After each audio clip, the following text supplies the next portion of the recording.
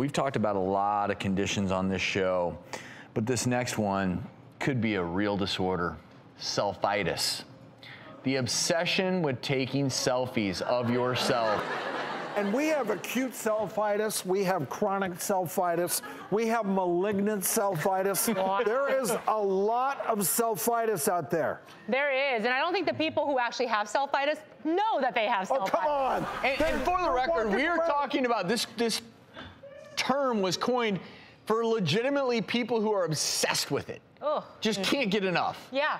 To the point where they ignore everybody around them because they're too busy taking a selfie instead of hanging out with you. So we all know people like that, right? And I don't think those people, yes, yeah. Yes. And we don't, and you know what? Those people don't really have the awareness. They don't really realize what they're doing is wrong. And when you ask them, do you want me to take a photo for you? Like, no, I want to take it myself. I mean, that's when you know that person. They want to be in control, don't they? Yes.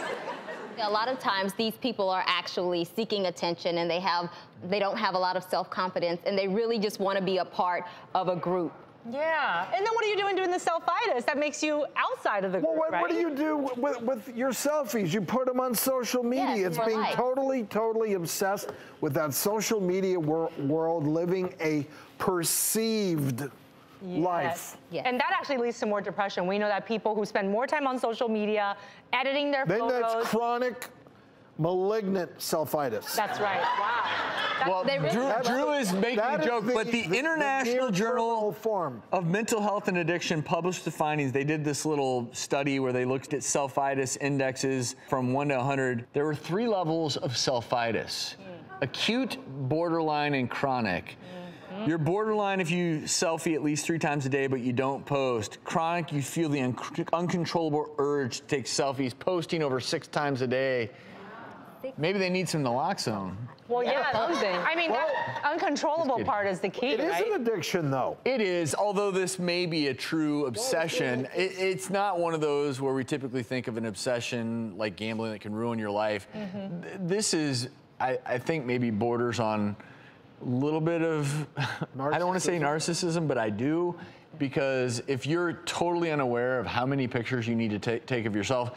The other day, I was on my bike and biking up in the hills, and there was a car full of 4 people, and there was a guy, it was a convertible, and he was sitting up on top of the seat rest of the back seat.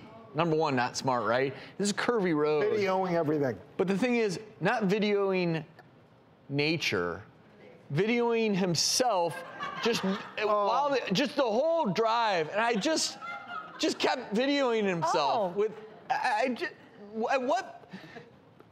At what point in time did you're out in nature on a ride, did taking a video of yourself become more important than just hanging out with your friends? Because it's not about how you feel, it's about how other people think you feel. So sometimes I think that's more important. And because you go to the party and you see that person and they're in the corner for 30 minutes taking a million selfies, and then you check social media and they're like having so much fun at this party, and you're like, you're not doing anything but taking pictures so you can tell people.